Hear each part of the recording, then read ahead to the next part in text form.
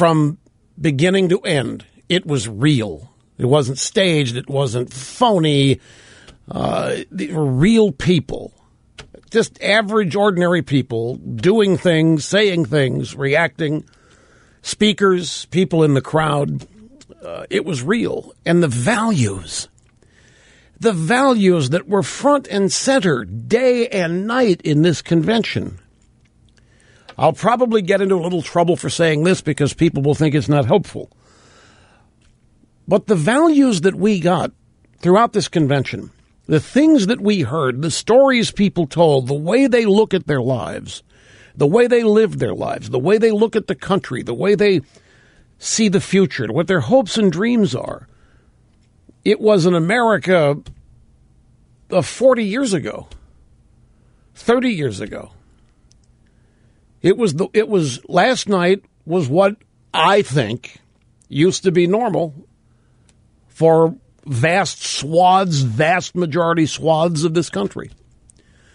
Last night was almost a time machine where we went back in time to an America that we all grew up in, an America we all desperately hope exists again. And I'm talking about it from the standpoint of values. I'm not talking about skin color or war on women, ethnicity, religion, any of that. I'm just straightforward values. Every speaker, Marco Rubio, Susana Martinez, you name it, Nikki Haley, every speaker had a rags to riches story that defined and explained, by virtue of the story alone, the greatness of this country. The greatness of America was on display throughout this convention. There wasn't anybody up there who doesn't like this country. There wasn't anybody up there blaming this country. It was quite the opposite. It really was heartwarming. Then some of the individual stories last night, this need to humanize Romney, it offends me. It has always offended me, by the way. This need to humanize conservatives anyway offends me.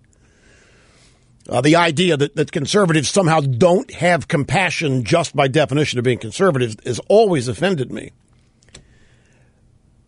But some of the stories that were told about Romney last night, the 14-year-old kid with cancer, Romney befriending him, hospital visits frequently, writing the young man's will.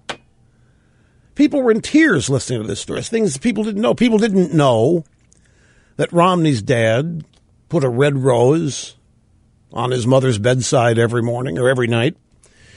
And that's how his mother learned his father had died. One day the rose wasn't there. People hadn't heard that story before.